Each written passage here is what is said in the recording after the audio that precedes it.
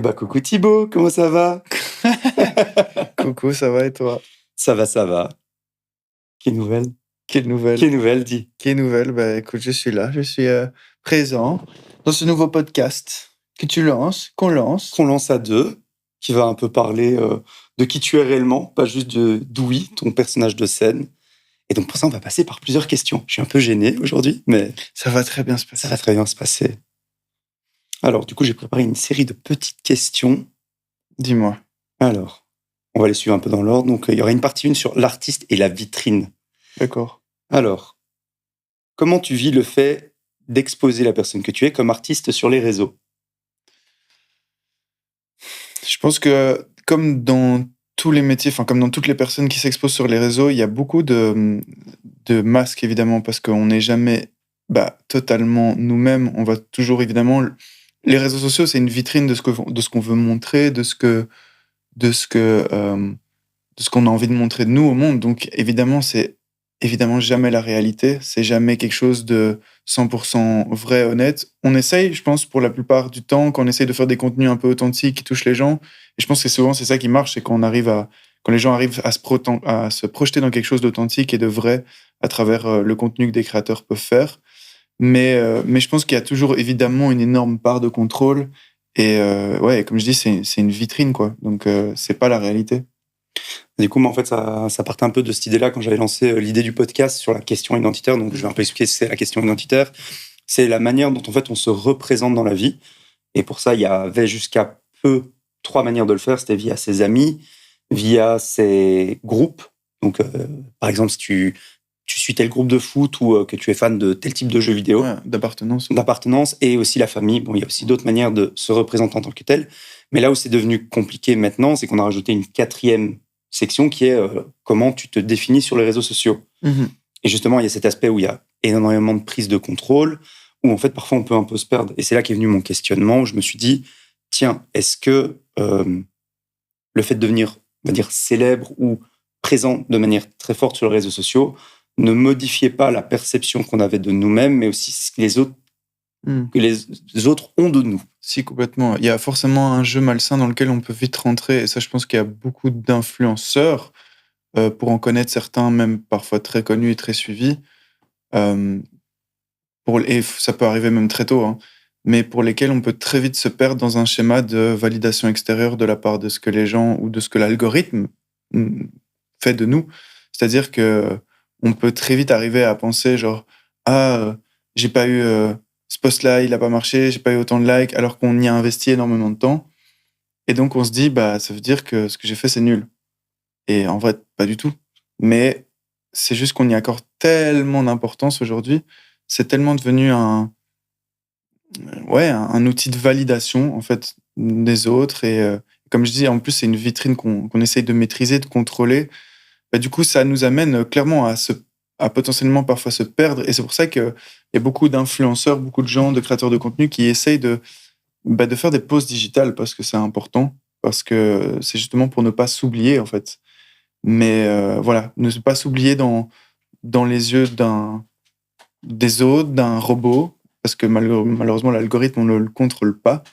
Et, euh, et voilà, je pense que c'est un outil avec lequel on peut évidemment progresser professionnellement.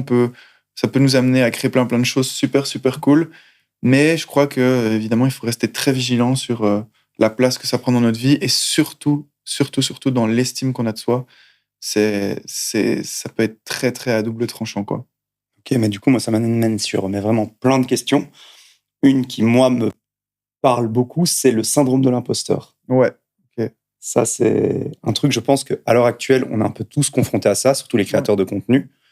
Euh, et encore, créateur de contenu, c'est déjà un mot qui est très compliqué. Mais est-ce que tu vis encore ce genre de choses à l'heure actuelle ou bien tu es déjà passé à autre chose? Ou Ouais. comment plutôt tu te deals avec ça? Je devrais plutôt le poser comme ça. Mais je pense ce syndrome de l'imposteur, moi personnellement, je l'ai surtout très fort ressenti à des moments où je me lançais dans quelque chose où à la base, en fait, on se dit très vite, ah, il y a quelqu'un d'autre qui pourrait avoir ma place et qui mériterait bien plus d'avoir ma place. Par exemple, je cite un exemple parce que c'est celui qui me vient le premier qui me vient en tête. qui n'est pas foncièrement lié au réseau, mais je vais m'expliquer après.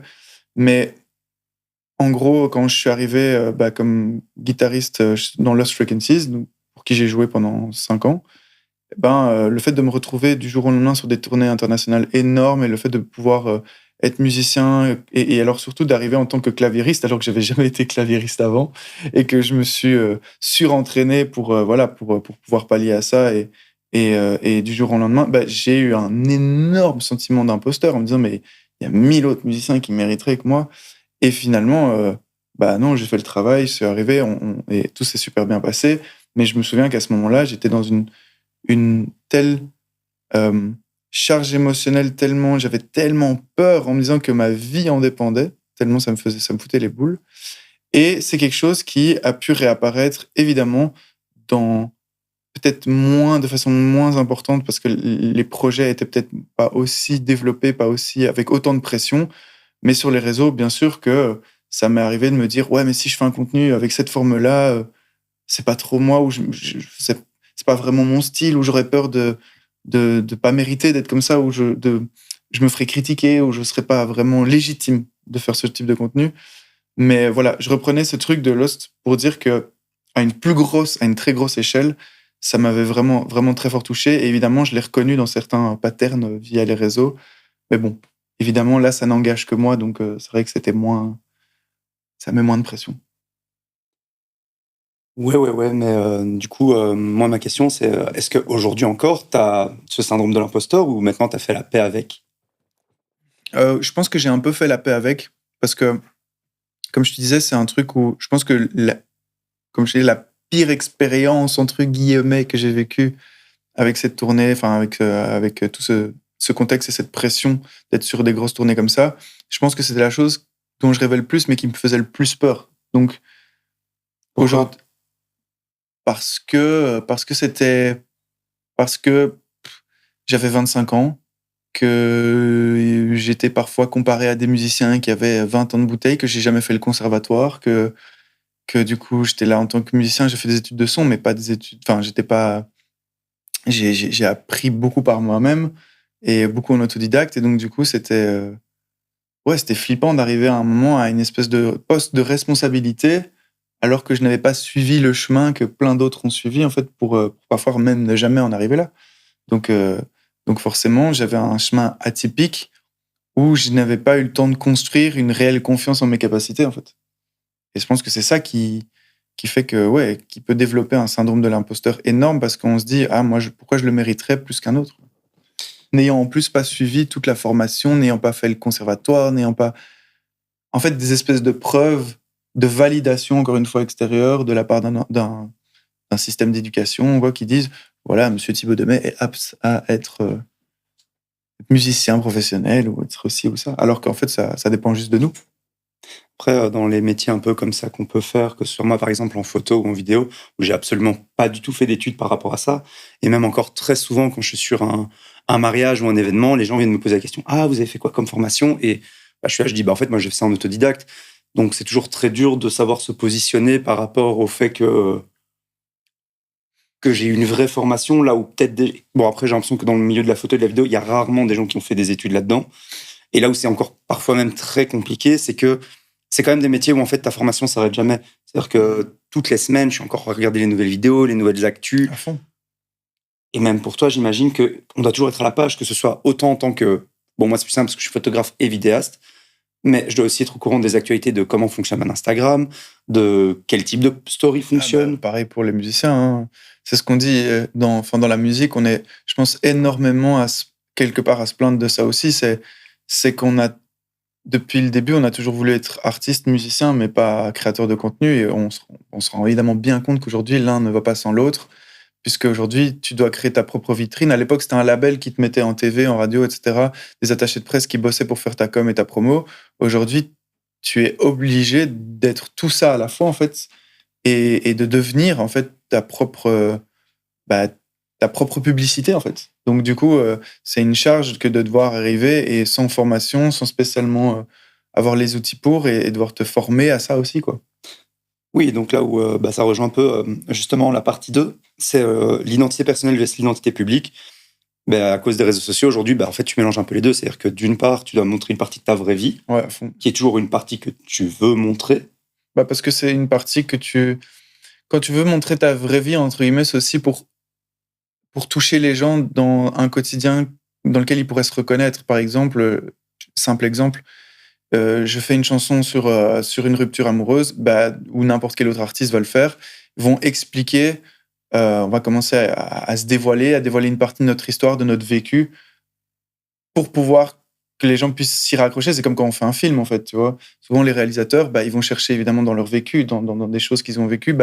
Ici, quand on crée du contenu et qu'on veut faire, je sais pas, une vidéo storytelling de pourquoi on a fait cette chanson, ce qui arrive très souvent chez beaucoup d'artistes, d'expliquer pourquoi ils ont fait telle ou telle chanson, ils vont puiser dans leurs histoires, ils vont mettre des choses de leur vécu qu'ils ne raconteraient d'ordinaire peut-être pas à des inconnus comme ça dans la rue.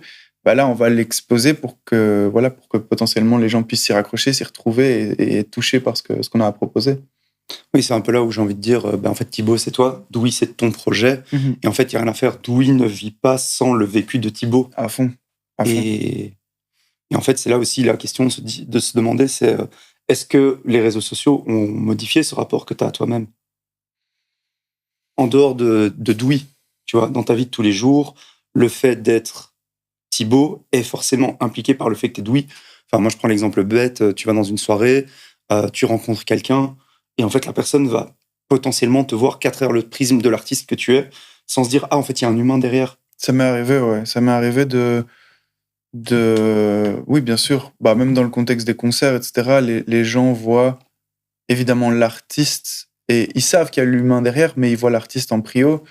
Et ça, personne ne leur en veut, et c'est normal, on est là pour ça, et on est là pour passer un bon moment. Mais je veux dire par là que, oui, ça a pu modifier certaines choses, forcément, ouais, dans ma vie, dans la façon dont je vais me représenter. Je pense que c'est très inconscient, en fait. Hein. C'est pas quelque chose toujours qu'on conscientise. Il y a des choses qu'on conscientise énormément vis-à-vis de ça, là, quand on en discute. Mais je pense qu'il y a énormément de réflexes qui deviennent inconscients. Le fait de sortir son tel alors qu'on est dans un moment et de faire une story, c'est des trucs comme ça où tu peux vite, en fait, prendre des réflexes parce que tu penses à travers le prisme de je dois documenter ma vie, quoi. Et ça, c'est un vrai aussi contre-pied parfois, je pense que les réseaux peuvent apporter. Et c'est un vrai problème, je pense, c'est que parfois on a du mal à vivre la chose normalement à 100%. On a besoin de la documenter, de montrer aux gens, regardez ce qu'est ma vie. Et je pense que ça reste toujours dans quelque part dans une façon de vouloir chercher une sorte de validation extérieure. Ouais, en fait, là où ça me remet face à quelque chose, c'est typiquement, j'avais été voir un concert il n'y a pas si longtemps, c'était le concert d'Eliana, qui est une artiste américo-palestinienne. Et la population, de manière générale, était assez jeune. C'était un public quand même entre 18 et 21 ans. Mmh. Et j'étais au premier rang, et c'était fou parce que je pense que j'avais jamais vu autant de gens avec leur téléphone en main à filmer le concert. Et j'étais là, ouais, mais en fait, qui regarde réellement le concert? Ouais. C'était sur le coup, ça m'avait vraiment choqué. Et en fait, ça rejoint aussi un autre truc que tu disais, c'est cette histoire un peu de FOMO du téléphone, de me dire, si je le filme pas là maintenant, je vais rater le moment. Mais en fait, c'est paradoxal parce que d'une part, toi, tu veux pas rater le moment parce que du coup, tu es sur place. Mais d'une part, tu veux pas ne pas filmer de peur de pas capturer l'instant. Ouais, de peur de pas pouvoir garder le souvenir, en fait. Donc, tu vas vivre le moment à 50% à travers l'écran de ton téléphone, mais en disant, oui, mais comme ça, j'aurai le souvenir. Mais c'est un peu le problème. Et c'est ce que je me dis, pour des gens, par exemple, de notre génération qui avons connu des concerts avec un 3310 où on pouvait pas filmer, c'est fou parce qu'on a tendance aujourd'hui à très vite oublier et à avoir. Moi, je sais que je peux avoir ce réflexe de me dire je veux filmer, c'est ma chanson préférée, et de me dire mais non, putain, c'est pas. Non, là maintenant, je lâche la fin. Il faut que je kiffe le moment, et ça m'est déjà arrivé de m'auto-contrôler, de m'auto-dire non, je filme pas et je profite. Enfin bref. Ouais, moi aussi, ce que j'ai aussi parfois, et je sais que c'est pas bien, c'est j'ai ce truc, en fait, je vais critiquer les autres de le faire parce que moi, je ne le fais pas. Ouais. C'est ouais, mais moi, je filme pas, je suis trop un mec qui fait attention à ça alors que les autres se laissent aller. Ouais, c'était en mode moi, je le fais pas alors les autres devraient pas le faire. Mais bon, après, c'est normal. Je pense que c'est humain qu'à partir du moment où toi, tu te rends compte de quelque chose et que tu essaies de faire un effort là-dessus, c'est humain que de vouloir se dire d'être un peu rageux et de dire j'ai l'impression d'être le seul à faire un effort ou quoi que ce soit, ce genre de choses. Mais Mais bon, en même temps, on fait les choses, voilà, encore une fois pour nous et pas pour que les autres. Mais voilà, moi, c'est pour ça que je trouve que ce rapport aux réseaux sociaux il est devenu vraiment très compliqué aujourd'hui parce que majoritairement, les gens, les réseaux sociaux sont partout dans leur vie, que ce soit dans leur manière d'acheter, de consommer. Enfin, en tout cas, les gens qui ont créé les applications l'ont bien compris. Et là aussi, où, par exemple, dans les. Parce que du coup, j'avais fait un petit travail de fin d'études sur la question identitaire, où en fait, on expliquait que même la manière dont on utilisait les réseaux sociaux était très différente d'un âge à l'autre. Par exemple, les plus jeunes vont utiliser plutôt Snapchat pour communiquer, montrer où ils sont, plus que pour montrer ce qu'ils font. Ouais. Là où nous, les trentenaires, on va plus être là pour montrer ce qu'on fait. Ouais. Là où c'est très mal vu de la part des plus jeunes, où on trouve que c'est un truc de gros naze, alors que on a vraiment chacun en fait un rapport avec les réseaux qui est très différent. Et c'est ça aussi un peu qui parfois m'interpelle en me disant, c'est marrant parce que nous, on a cette idée de toujours vouloir tout montrer, là où eux sont revenus vers quelque chose de beaucoup plus pudique, où montrer, c'est devenu naze. Ouais. De cette espèce de. Tu veux dire de. Je sais pas, en fait, j'ai pas Snapchat, donc je sais pas du tout à quoi ça ressemble maintenant. Même au-delà de Snapchat, tu peux regarder sur Instagram, mais la plupart des jeunes maintenant n'affichent plus aucune photo d'eux, et systématiquement, quand tu regardes leur photo de profil, c'est une photo avec leur téléphone. J'ai l'impression d'avoir 50 ans en disant ça. Ouais, on a vieilli. Hein. Ouais, c'est triste. On a un début de cheveux blancs. Ouais. Et mais ouais, non, après, je pense que. Oui, c'est parce que nous, on a toujours. Peut-être notre génération a été aussi dans une espèce de volonté d'accomplissement ou de. Parce qu'on est un peu dans cette génération charnière entre les parents qui nous ont dit voilà, il y a ce truc de il faut une sécurité financière, il faut que tu aies ci, ça. Et la génération qui arrive juste après, qui a été beaucoup plus, je pense, bercée dans le bien-être avec soi-même. C'est-à-dire qu'on ne vit pas pour travailler, on travaille pour vivre et juste pour subvenir à des besoins et juste pour avoir de quoi être OK. Mais je remarque que c'est vrai que dans notre génération, on est un peu entre ces deux pôles-là, quoi. Le côté très sécuritaire et puis le côté autoréalisation, mais être bien avec soi-même et que moi, je ressens cette espèce de côté un peu coincé. J'ai de la chance d'avoir eu des parents qui m'ont toujours dit fais ce qui te rend heureux, bien qu'il y avait quand même un certain cadre à avoir. Il fallait que je fasse des études, etc., etc. Mais qui me disaient voilà, une fois que tu as ça, tu fais ce que tu veux. Mais je remarque aussi que j'ai beaucoup d'amis qui ont toujours fait ce que leurs parents leur disaient de faire et qui se retrouvent à la trentaine complètement perdus, ne sachant pas ce qu'ils veulent faire, parce qu'ils n'ont pas pris le temps soit d'assumer, soit de se lancer dans quelque chose, et puis qu'ils se disent que c'est trop tard, et puis voilà.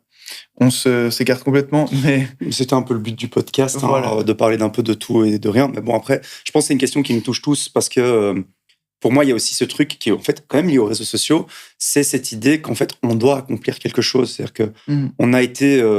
pour moi, il y a toujours un espèce de mini-retard avec les États-Unis, mais notre génération fait partie de cette génération où on nous a dit qu'on ne serait qu'une personne accomplie que si on accomplissait des choses. Ouais. C'est-à-dire qu'on peut plus juste se satisfaire de « Ah, je vais acheter une maison, je vais avoir des enfants. » Aujourd'hui, faut réaliser ses rêves, faut faire tout ça. Alors que dans les faits, c'est pas donné à tout le monde de pouvoir... Non. Déjà d'avoir un rêve, parce que concrètement, tout le monde n'en a pas un. Non.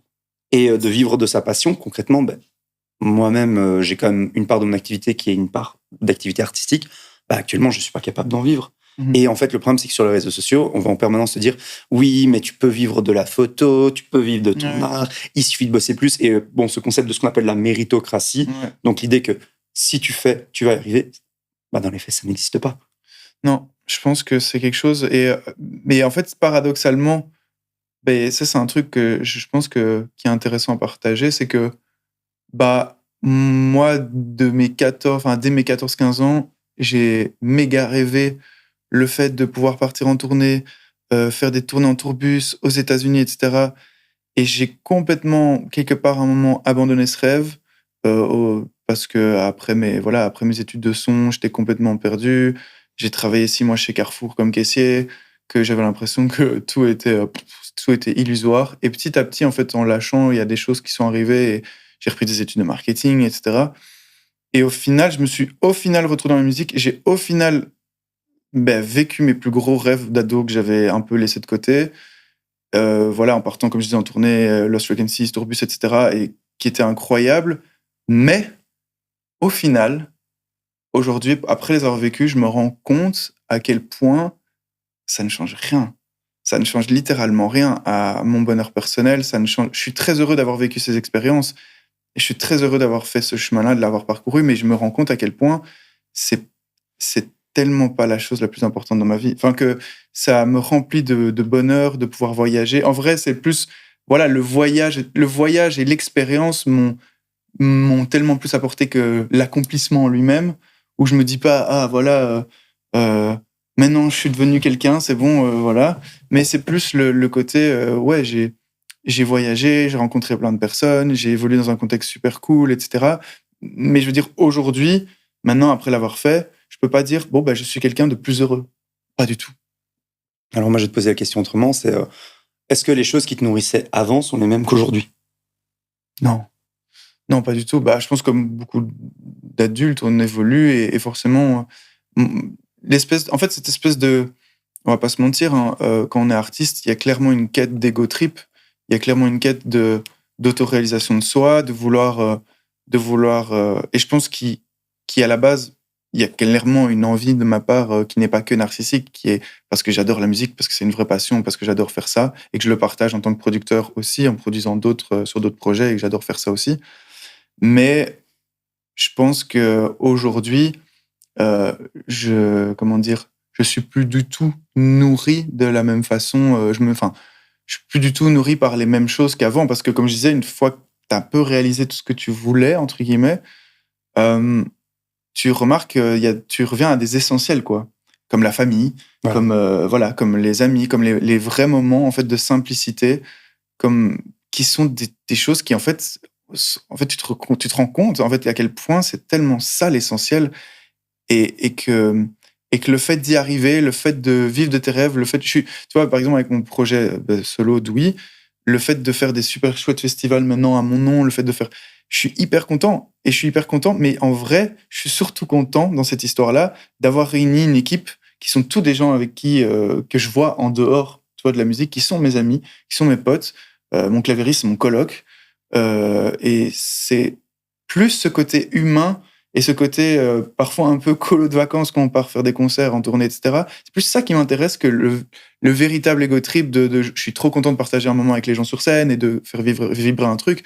Mais encore une fois, je me rends compte à quel point c'est vraiment le moment humain qui va m'intéresser. Et à côté de ça, maintenant, je ressens beaucoup plus, par exemple, véritablement le besoin bah, je sais pas, de construire autre chose, de fonder une famille peut-être un jour, voilà, de grandir avec une personne, d'avoir des projets autres, enfin des projets simples en fait de vie, euh, typiquement plus humains. Je sais pas comment le dire autrement, Banal?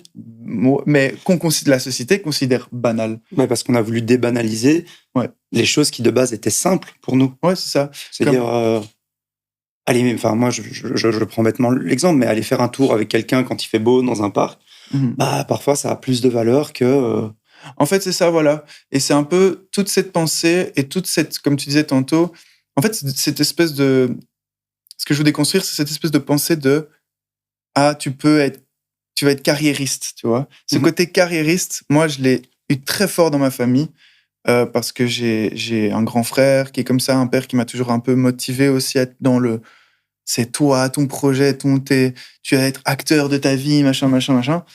Et en fait, au final, je me rends compte, bah, pour l'avoir réalisé et pour être très content de ça, mais qu'encore une fois, c'est pas ça qui me nourrit le plus, quoi.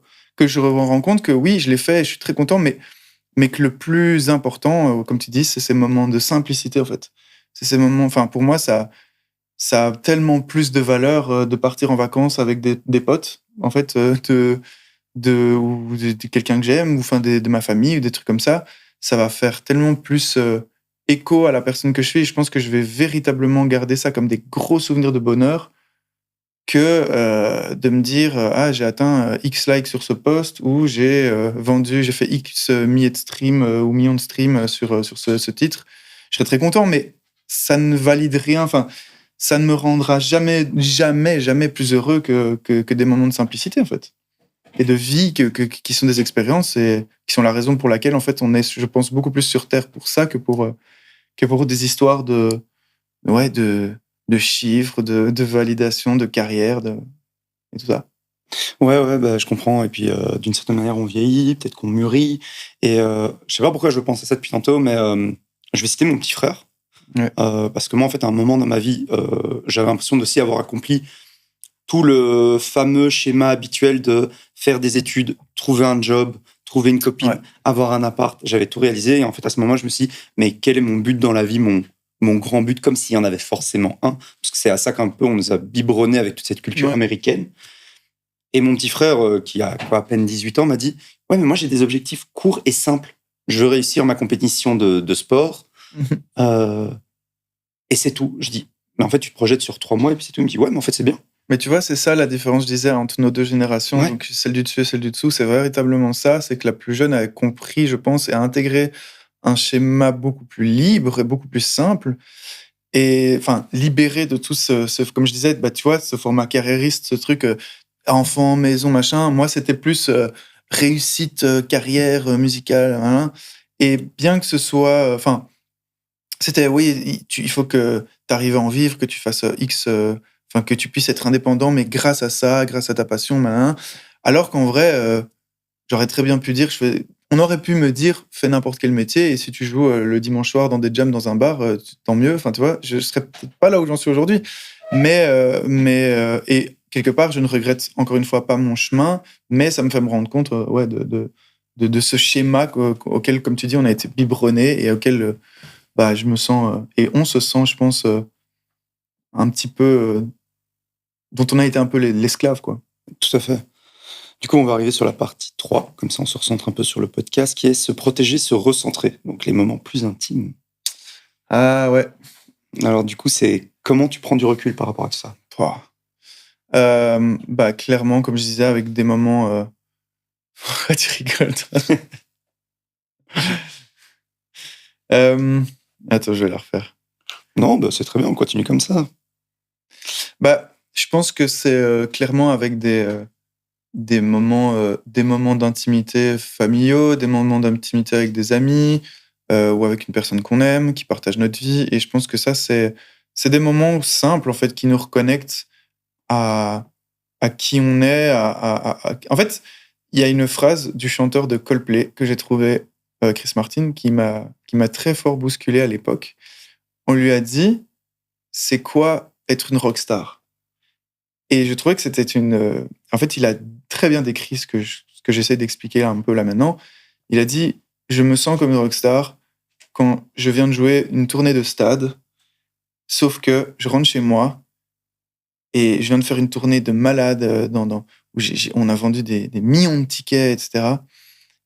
Et que je dors, c'était le dernier jour de la tournée, et que le lendemain matin, il y a ma petite fille de 6 ans qui me réveille, qui fait Papa, fais-moi des pancakes. Et que je me lève et que je vais lui faire du pancake. Et il me dit Là, je suis une vraie rockstar. Et en fait, c'est juste pour dire à quel point tous ces moments n'ont en fait aucune valeur si tu peux pas à un moment te ressourcer avec l'essentiel. Et c'est ça que je trouve beau, c'est de dire, bah, en fait, c'est ça, la vraie vie de rockstar, c'est être reconnecté au final à l'essentiel. C'est pas juste être dans la fuite et dans le strass, les paillettes. Il y a aussi ce moment essentiel de vie-là, où il parle avec sa fille. Bah, je trouve que c'est un peu, ouais, c'est un peu ça le plus important. Ok, alors du coup, je vais te poser un peu des questions que j'avais un peu préparées. Du coup, qu'est-ce que tu gardes hors ligne volontairement? Hors ligne, Ouais. c'est-à-dire, Qu'est-ce que tu montes pas sur les réseaux? Qu'est-ce que waouh, tu as décidé de garder pour toi? Euh, tellement de choses. Je pense que je pense que si je montrais sur les réseaux, euh, putain, t'es vraiment con. Ah là là. il faut savoir qu'on a notre ami James qui est derrière la caméra Et qui nous fait des petits signes. oui, parce qu'il connaît justement la partie un peu intime qu'on montre pas sur les réseaux. Je pense que évidemment, il y a tous les moments difficiles qu'on traverse. Il y a des périodes qui peuvent être parfois douloureuses. Moi, je sais que ça a été une année un peu difficile pour moi cette année, et forcément, il y a beaucoup, beaucoup de choses que j'ai pas montrées. D'ailleurs, j'ai très peu posté cette année depuis le début de l'année, parce que c'était pas justement évident. Pour moi, c'était pratiquement impossible de jouer justement là, à ce moment-là, ce masque de je vais continuer à poster des choses positives sur les réseaux alors que ça va pas. Et je pense qu'il y a des choses, voilà, offline que je garde pour moi. Il y a énormément mais que je vais remettre dans mes chansons, par exemple, tu vois. Mhm. Que je vais beaucoup plus dévoilé dans mes tracks, etc. Et je pense qu'il est important et qui va peut-être un jour toucher des gens. Et ouais, je pense que c'est aussi un peu ça le propre de l'artiste, c'est d'essayer de raconter des choses auxquelles les gens peuvent aussi se raccrocher. Mais clairement, sur les réseaux, ouais, il y a beaucoup de choses que je garde pour moi. Et aussi, ma vie privée, il y a des choses que je vais jamais montrer. Ou, par exemple, j'ai très fort évité montrer des moments de mes relations amoureuses ou même la personne avec laquelle je peux partager ma vie ou ce genre de choses. Parce que je veux que ça reste des moments à moi, quoi. Je veux que ça reste, comme je disais, c'est ces espèces de moments familiaux, ces moments d'intimité, etc. J'en montre très très peu au final, en fait. Parfois, je montre un peu mon père parce qu'il est rigolo, mais sinon, je montre très peu de choses. Ouais. Et du coup, ma question est la suivante. Si tu devais conseiller de jeunes artistes aujourd'hui par rapport à tout ça, tu leur dirais quoi? Fuyez. Non, je dirais... En vrai, c'est tellement compliqué parce que je sais que peu importe ce que je vais leur dire, il faut qu'ils fassent leur chemin, ils vont s'en rendre compte eux-mêmes. Mais je pense que c'est très difficile, mais si je devais leur donner un conseil, je pense un conseil plutôt pratique, c'est con, hein, mais c'est vraiment limiter le temps sur les réseaux, limiter l'accès, limiter le plus possible parce que c'est une addiction dans laquelle on peut très vite rentrer qui est très, très, très forte. Parce que c'est ça aussi, une fois que tu commences là-dedans, c'est cette espèce de dopamine, de validation extérieure, cette espèce de recherche. Franchement, c'est un truc qui peut épuiser. Et surtout, ne considérez surtout pas la valeur de ce que vous faites à travers la validation des réseaux. Donc, vous pouvez faire de la musique incroyable. Ne croyez pas que parce que ça prend pas tout de suite ou parce que ça ne prend même peut-être jamais sur les réseaux que ça veut forcément dire que c'est nul. Donc, ça, je pense que c'est vraiment très, très important de conscientiser que ce sont deux métiers différents et que c'est pas parce qu'on en a du mal au début à promouvoir sa musique et à la communiquer sur les réseaux que ça veut dire que ce qu'on fait est nul. Ok. Bon, je trouve qu'on a un peu fait le tour de tout ce que j'avais envie de parler, en tout cas pour ce premier podcast. Du coup, j'ai envie de te demander un petit mot de fin. Un petit mot de fin. Merci Oussam. Écoute, moi je vais dire merci Oussam, mais je vais surtout dire merci à toute mon équipe ici qui est derrière. Donc j'ai mon cousin Yazid, j'ai James. Merci James. James, un peu mon mentor, mon papa. Le papa, le Barbosa, le capitaine. Le chef de la sauce piquante. Le chef, d'ailleurs, qui a réalisé plusieurs de mes clips. Tout à fait. Et tu vois, on parlait un peu des petits moments comme ça off. Moi, ici, je sais que je vais sûrement un peu teaser, mais il y a quelques jours, on a été tourner des Reels à 3. Situation improbable sur situation improbable entre moi qui roule en voiture avec James à l'arrière de ma caisse qui pouvait à n'importe quel moment mourir et toi qui cours à du 20 km/h derrière ma voiture. Pour moi, ça, c'est des moments que je trouve très importants. Ouais. Et je prends plus de plaisir dans le faire que dans le montrer. C'est-à-dire que... à fond. C'est ce que j'expliquais à James l'autre jour. Je disais, moi, en fait, ces moments où on est à 3, on fait des trucs entre nous. C'est ce côté, comme tu disais, un peu colo de vacances. En fait, c'est ça. On fait des trucs cool gang, tu vois. C'est ça. Et je pense que c'est ça qui doit rester la raison pour laquelle on le fait, en fait, de base. C'est-à-dire dans le sens où, bien sûr que moi, je me rends bien compte que dans mon process, j'ai une date à l'ancienne Belgique avec laquelle que je dois remplir. J'ai un album à sortir. Et donc, forcément, il y a un truc qui va me faire dire, OK, il faut que je mette des choses en place, il faut que je crée du contenu, il faut que j'avance comme n'importe quel projet professionnel. Hein. Mais c'est le fait de le faire avec des gens, avec toi, James, etc., le fait qu'on le fasse entre potes et le fait que ça soit un plaisir de le faire qui me donne envie de continuer, plus que de me dire « Ah, je veux accomplir cet objectif ». Non, c'est le chemin pour y arriver qui doit être cool et qui me donne envie de le continuer, de le faire, quoi. Si ça, c'est pas le mot de la fin. Tout à fait. Et donc, pour terminer là-dessus... Ce qui compte, c'est pas l'arrivée, c'est la quête. C'est ça. Merci Orelsan. Voilà. Mais voilà, en tout cas, moi, en tout cas pour ce premier épisode, je voulais un peu explorer cette question de la question identitaire. Pour la suite des épisodes, on va sûrement inviter d'autres gens qui peuvent se retrouver dans le même genre de situation, mais dans d'autres domaines, que ce soit le sport, justement, ce que ça peut être le fait d'être un vidéaste aujourd'hui en Belgique, l'influence, ou même qu'est-ce que ça fait d'être tel type de personne ou tel type de personne. Moi, c'est ça qui m'intéresse, c'est vraiment en fait tout le rapport à être soi et comment est-ce qu'on va pouvoir le développer. Et pour cette suite, justement, il y aura une partie où les interviews seront réalisées par moi, mais aussi une partie où ce sera Par moi. toi. Donc voilà, on s'arrête là. Ça s'arrête là. Bisous. Bisous. C'est le moment très gênant de fin là. Hello. Hello, Kikawaine. Voilà.